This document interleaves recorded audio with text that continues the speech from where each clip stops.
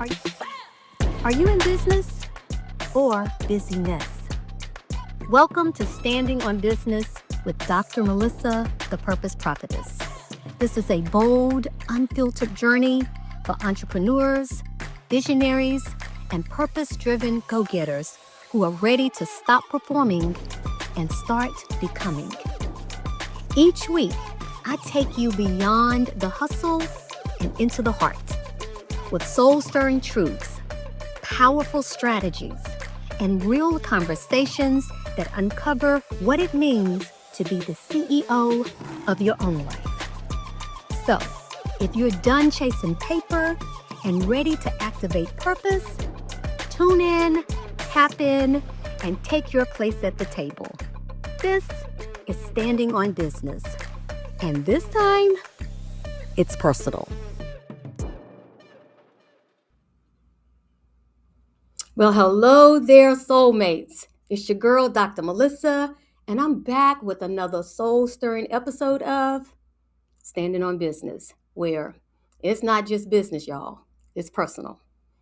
So listen, today I want to talk about something that I'm going to give you a shameless plug right now.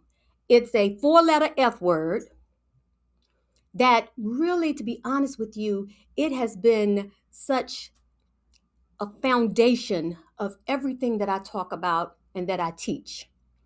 And if you watched my TED Talk, again, shameless plug, you know that this 4-letter F word that I'm talking about is fear. So now, if you haven't seen my TED Talk, go on over to YouTube, put in Dr. Melissa Bedford, and you'll see the TED Talk that's called Fear Less, L-E-S-S, and that's an acronym. So today I want us to unpack that a little bit more because we've been talking about identity.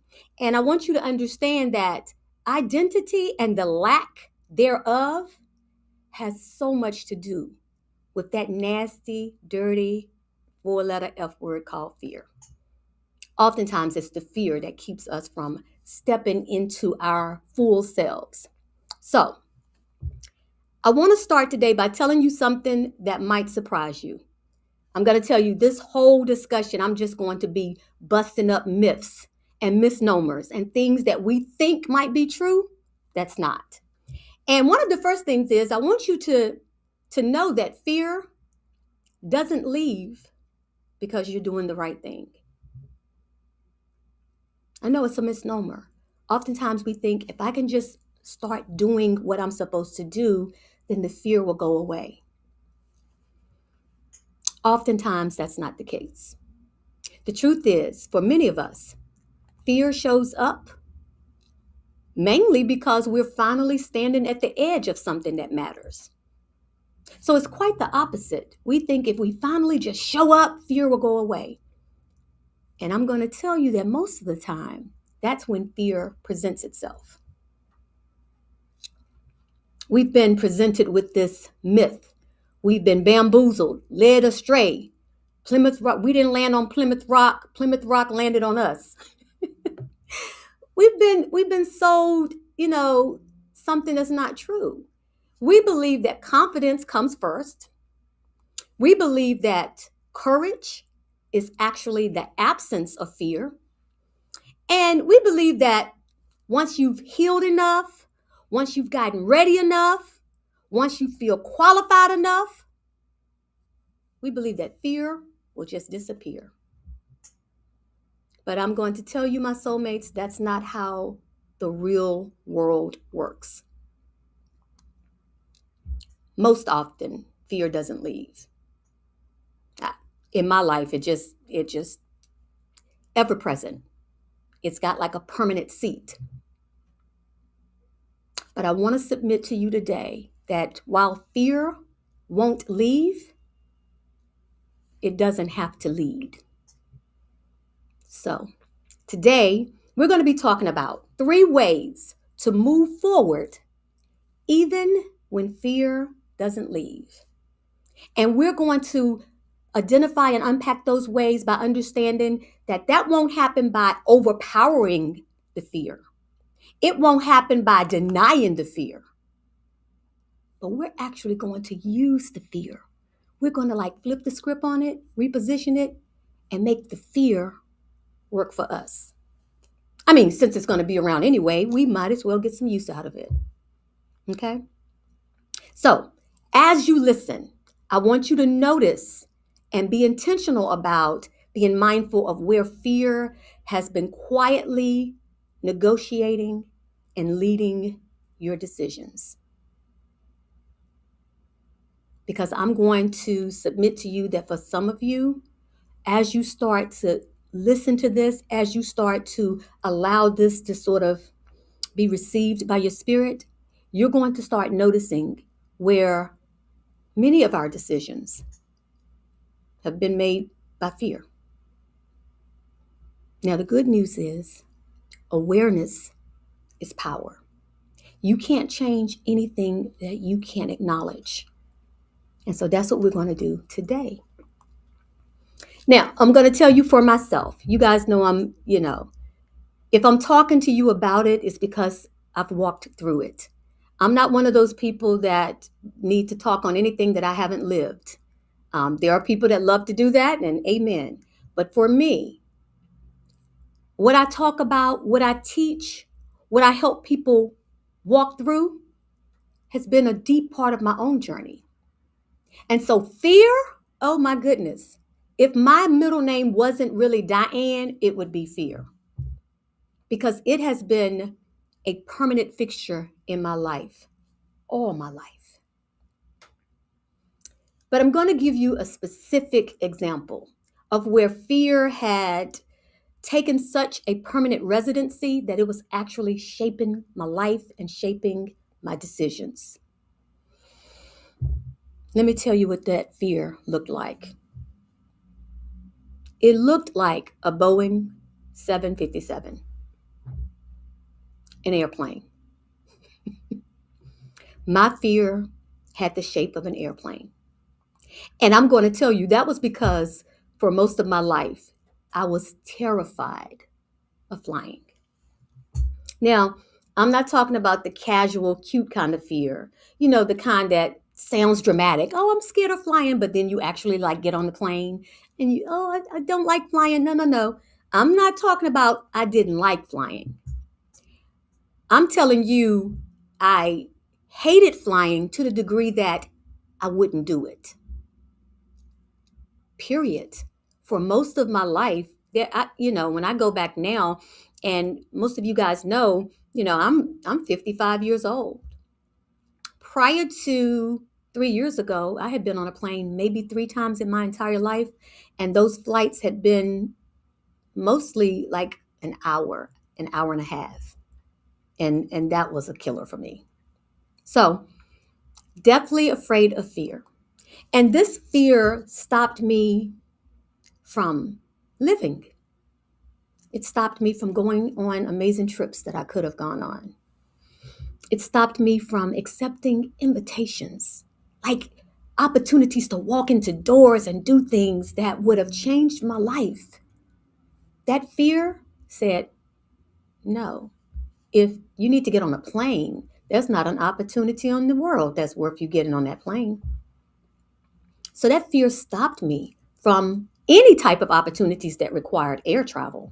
I mean, if we could drive, I'll be there. But if you said something, if you invited me into a room that required me to get on a plane, I felt like I had heard from God. I was like, oh no, the devil is a lie. I'm not getting on a plane. And I'll tell you, I had the excuses down pat. Like I didn't say to people, I'm terrified of flying.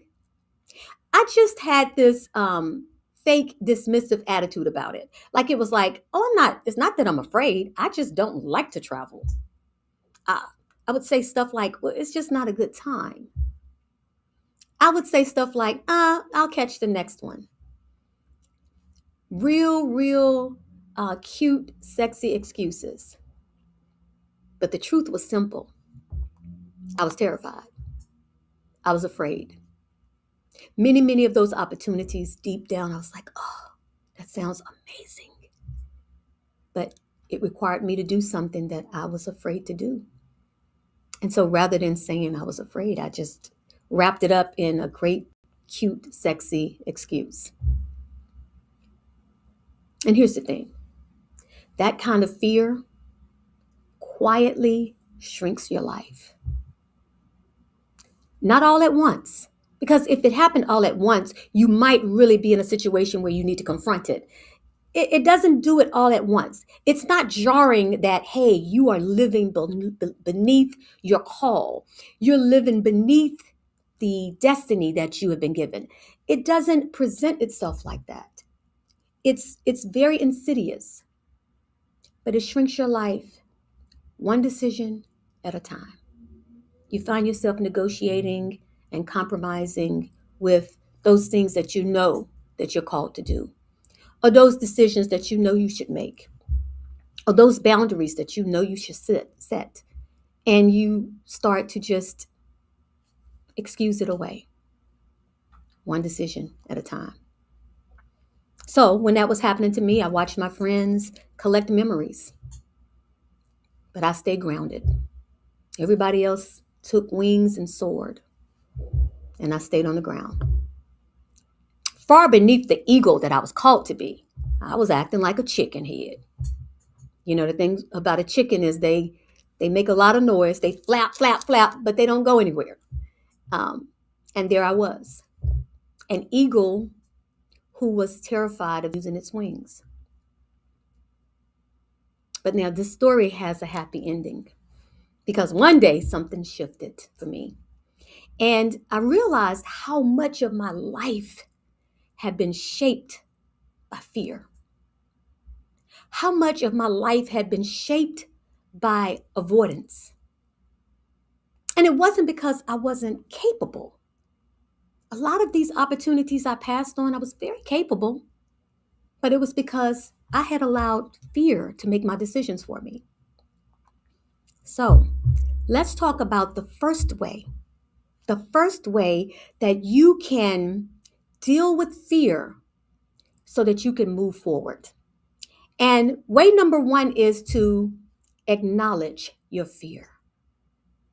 Y'all, what we don't recognize, we can't change. This thing of just, blind and it doesn't happen and avoiding, it doesn't work when you're trying to move the needle, when you're trying to heal. Acknowledge the fear. This is the way I would put it. Fear gets a voice, but it doesn't get a vote. I'm still terrified of flying. Every single time I get on a plane, it's with sweaty palms and shaky knees. To this day, fear gets a voice, and I acknowledge it. Oh my goodness. Getting ready to get on this plane. I have fear. But fear doesn't get to lead. Fear doesn't get to be the deciding vote of whether or not I'm going to experience the goodness and greatness that God has for me. So let's acknowledge it. Let's move beyond this whole toxic positivity.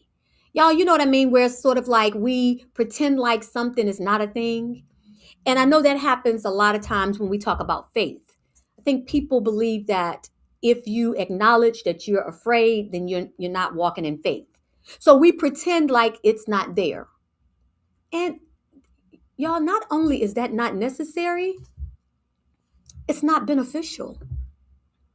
See, your faith is big enough, strong enough to exist alongside the fear. It doesn't have to be in spite of the fear. You can really say, I am afraid, and I operate in faith anyway. So let's acknowledge it. I'm afraid. Like, what are those things right now when you think about this that you know is fear-based? For some of you, it might be a relationship that you know has run its course. But the fear of being alone is so powerful that you say, I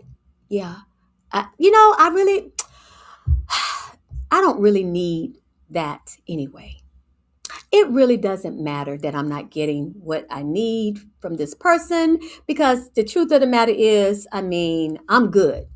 Like whatever it is, however you are wrapping that excuse and that fear up, I want you to understand that if your decision is based on the fear of anything, the first thing to do is to acknowledge it. Okay? So fear gets a voice. I hear you, baby. You don't like to fly? I know. Yeah, I know. It's a big plane. Yeah. Yeah, I know. Yeah. And if something happens, you can't like just jump out, right? I know, right? And oh my gosh, if something happens with the pilot, it's not like you can just jump in the cockpit and start flying it. Like with a car, you could. You'd have a fighting chance. Yeah, no. It's a long way down. She gets a voice. Because honestly, some of the things she says is steeped in a little bit of logic, right? But she doesn't get a vote. So I acknowledge her. Yeah, baby, I know. I know. Yeah, I hear you. You're right.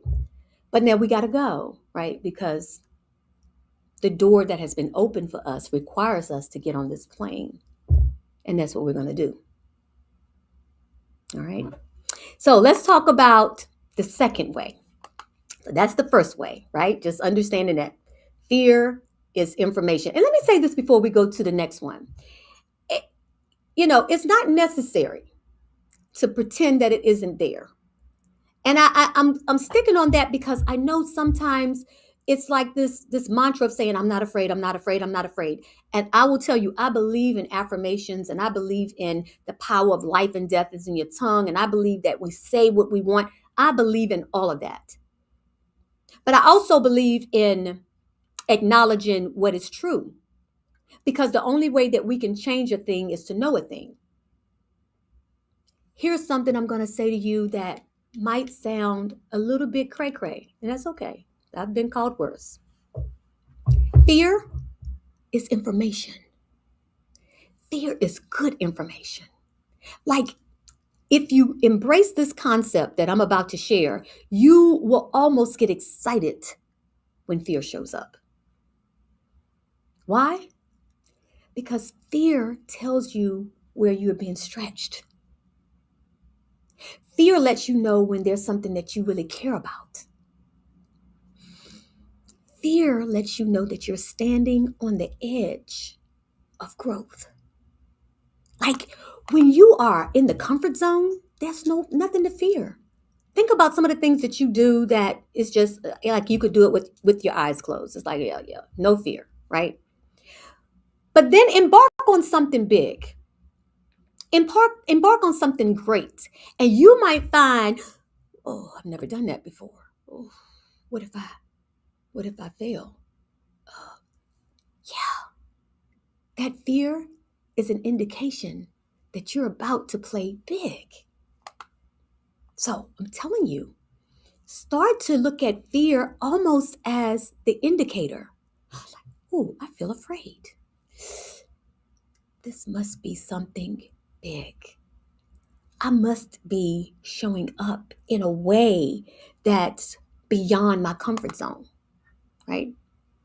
Because I'm going to tell you, some of you have just been waiting for the fear to leave before you move forward. And soulmate, that fear that has you like waiting, is costing you time. You're waiting for it to go, and you're waiting and you're waiting and you're waiting. And it's still there. It's like that uncle, that drunk uncle that won't go home. Like, you still here? Yeah. You're waiting for it to go. And it's costing you time and momentum. Truth is, you don't need to wait for fear to go. You can decide who gets the final say. And so as I go into the second way, you don't need to wait for fear to go. Well, how can you do that? Way number 2 is to do it afraid. Because your comfort has never been the call on your life. Let me say that again. This call on your life doesn't require comfort. And to be honest with you, Most of the time, if you are operating in comfort, you might not be operating in the call. They're opposite. They are not even in the same neighborhood. So the second way to move forward is to choose momentum, even when it's tempting to stay in the comfort zone. So for me, when I sit in that airport lounge, even now, everything in me just wants to go home. I, you know, almost always, I feel like, oh, do I really want to do this? Was it really that big a deal? I'm good. Like, I have those moments. My comfort is just nudging me. Yes, sis, you do not have to do this. You're pretty successful. Like, the bills are paid, the ends are met. Why are you putting yourself through this? I feel it every time. But I'll tell you, I've gotten to this point in my life where I refuse to allow the need for comfort to stand in the way of my call. My calling is not about my comfort or my convenience.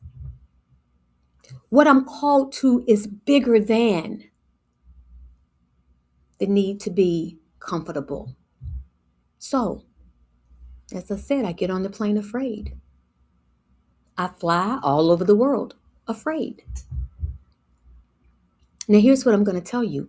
Even while I have that fear, and I still do, if I'm honest with you, each time I decided to fly, I feared less and less and less. So while I still have fear, it is not the same intensity that I had before. Because each time I stare down that fear and say, baby, we're going to do this anyway, I'm going to do this afraid, it loses the intensity of its power. And then something beautiful happens. On the other side of the fear, I find freedom. Now, not because the fear is gone, but because I no longer allow it to control me. Whew. And that's a feeling that's almost unexplainable. That in the face of something that used to just grapple me, I have learned to move in spite of it. You see, the thing about that fear exists in your stillness. It's like that analysis paralysis. And fear most often causes us to freeze. Even if you think about fight or flight, the whole concept of that, most of the time, if you get really afraid about something, you can feel your body go stiff. But when you decide to move forward anyway, to move, that's the opposite of paralysis, movement. And so we have to learn to move in spite of the fear. And I'll tell you, this is often what I help people work through.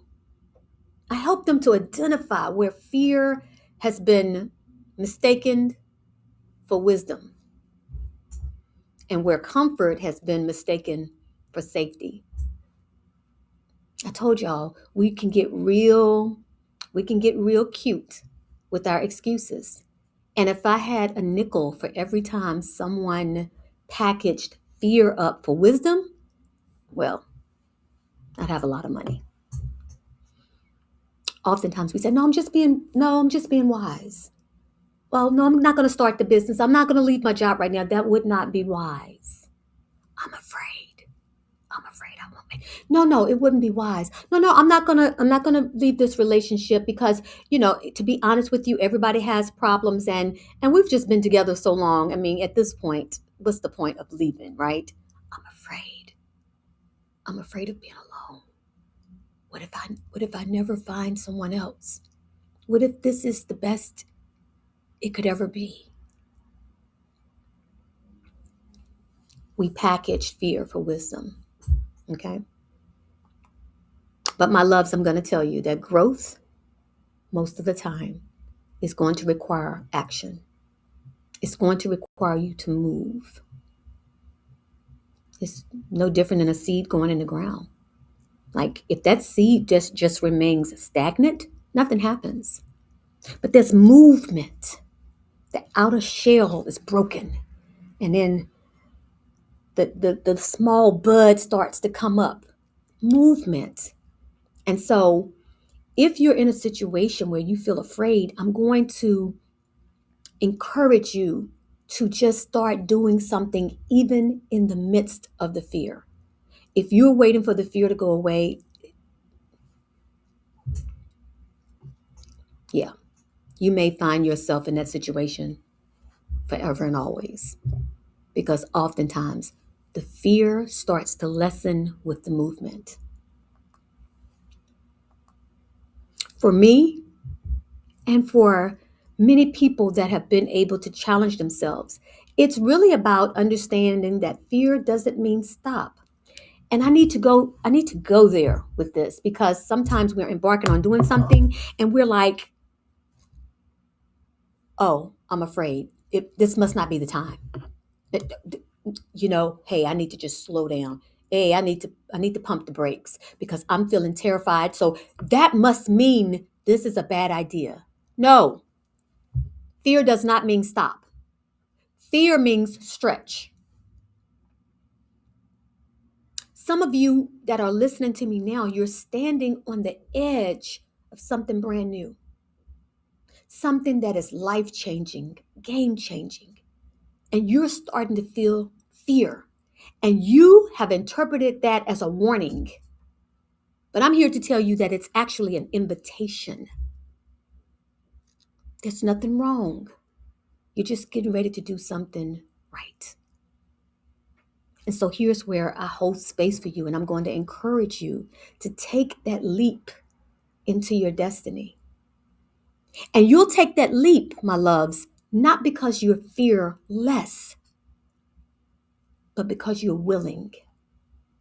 Okay? So the third way to move forward when fear doesn't leave is I'm going to put it this way. Courage is an action, not an adjective. So what do I mean by that? I want you to understand that we don't need to feel courageous. Sometimes we're waiting to feel courage. I'm going to tell you that courage is an action. You can actually start practicing courage. Courage is not who you are. Courage is what you do. You want me to say that again? I'll say it again. Courage is not who you are. This adjective, courage describes me. She's very courageous. He's very courageous. No. Courage is not an adjective. It's not who you are. Courage is actually a verb. It is what you do. In the face of fear, every time I do it afraid, I am practicing courage. Every time I choose movement over paralysis, every time I choose truth over silence, every time I choose to stretch over my comfort, every time I do those things, that's the definition of courage. Courage is not the absence of fear. And I know that's what we hear all the time. It's like, if a person is courageous, oh my goodness, they are very courageous. And we take that to mean there's no fear. That person they're not afraid of anything. They're fearless. No.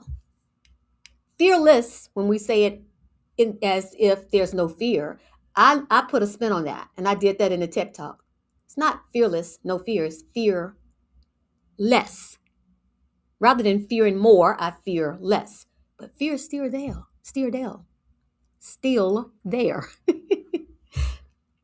We don't need to get into this mindset that courage equals no fear. So for me, when I started to fly in spite of the fear, the flight wasn't about travel. It was about identity. What do I mean? I became someone who flies even when afraid. I took on the identity of a air traveler. I became someone, so I have my suitcases and my luggage, and I've got this little cover on there that says catching flights, not feelings. It's just a way of reminding me that I'm someone who flies. I'm someone who, in order to accept the invitations, the incredible opportunities that I get, I'm catching flights. And I package it that way, in spite of the fear. Baby, I'm someone who catches flights. I'm someone who's global. So remember, courage is not who you are, it's what you do. And so I'll say to you, if fear has been quietly shaping your choices and you're ready to negotiate with your soul and identify where you've been held back, and you're like, you know what?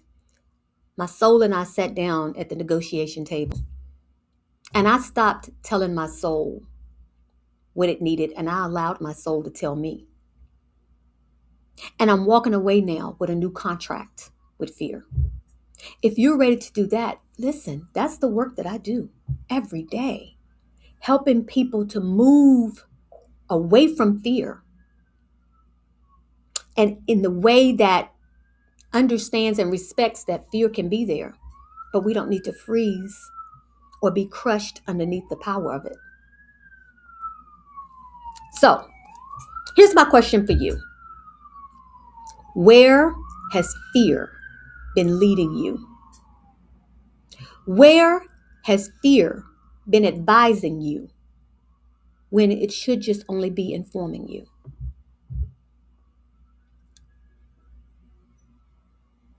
Fear is now advising you as to what to do. Fear has been deciding for you. When fear is simply informational, remember, it's an indication that I'm standing on the cusp of something I've never done before. And anything that you haven't done before, it's absolutely normal to feel the fear. I haven't done this before. I don't know what this looks like. I don't know what it feels like to be my own boss. I don't know what it looks like to take this new job. I don't know what it feels like to move to another country. I don't have that kind of experience. And that's okay. The fear is saying to you, you're getting ready to do something different.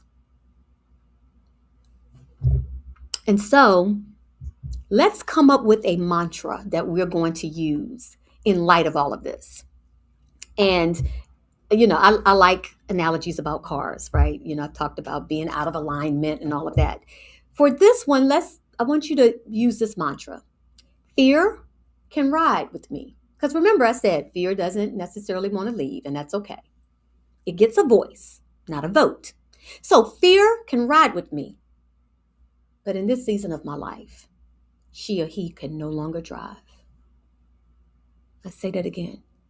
Fear can ride with me, but it can no longer drive. I named my fear Scarf Head. I'm boss chick, she's Scarf Head.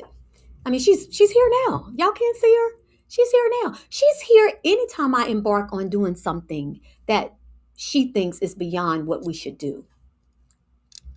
She's ever present. Say hey. She doesn't want to say hey. She's got her scarf on and she doesn't want to say hey today. Scarf Head goes with me everywhere. She is a part of me. She's really not an enemy. She's really just trying to keep me safe. She doesn't want me to get embarrassed. She doesn't want me to step out too far and fail. And she doesn't want people to judge me. And she wants to keep me super, super, super safe. When I was a little girl, shh, don't talk so much. Don't draw attention to yourself because you're going to get rejected and you're going to get scrutinized. And so she's just here to say, girl, don't stop. Don't do that. No. So she's with me all the time. But I typically tell her every morning to take a seat, buckle up. I'm not letting you drive. You're going along with me for the ride. And there's nothing worse than a passenger that's telling you how to drive, that's talking all the time. So my kids tell me they hate, our children do not like to have their mom in the car. I mean, really, they will argue back and forth about, oh gosh, who's going to take mom? And they'll find somebody else to take me. Because I'm going to be in the car. I'm going to say, slow down. What did you put on your signal light? Like, I know that I'm that horrible passenger seat driver. I'm not driving, but I'm telling you how to drive. Well, that's what a Scarfhead tries to do with me. She'll try to tell me da da da. And I'm like, girl, sit back. You didn't go in on the gas money. You don't pay for any of the maintenance on this vehicle. So just sit back and enjoy the ride. Girl, you're sitting in heated leather seats. Chill. So that's your mantra as well. Okay? Your fear can ride. It just will no longer be able to drive. And so, if this discussion has resonated with you at all, soulmate, please take the time, leave me a comment. Tell me where you're choosing to move. Tell me where you're choosing to take action. Tell me about what you're choosing to do even while you're still afraid. And then DM me if you want more support to help navigate that fear without shrinking. I promise you, I read every message. It encourages me, so please do take the time. And if you need that support, DM me. No pressure, no pitch, just progress and support. All right? So I want to thank you for tuning in today to Standing on Business with Dr. Melissa. I hope today's discussion has ignited a fire within you to embrace your authenticity, prioritize your purpose, and then become the CEO of your own life. And listen, you do not have to walk this out alone, because I have built a space for women and a few good men just like you. People who are ready to move in faith, even while they're still figuring it all out. And that space is called Women with Purpose, Power, and Profits. It's my free Facebook community where you're going to find strategy and encouragement. It's a place where you can come to be sharpened, supported, and most of all, seen. In that space, we talk about purpose and we talk about profits and we talk about power, not as just buzzwords, but as a blueprint. So search Women with Purpose, Power, and Profits on Facebook, or you can use the link that you're going to find in the show notes below. I can't wait to see you there. And then if you want more information about me, visit my website, subscribe to my YouTube channel, and then follow me on all the socials. Y'all, I am everywhere, okay? So join me next time as we dive deeper into the strategies and mindset shifts that are needed to build a purpose-driven life. I want you to remember that you are purposeful and you are powerful. I believe in you, and I cannot wait to see the incredible things that you're going to achieve. So until next time, my soulmates, keep standing up, keep standing out, and keep standing on business. Bye for now.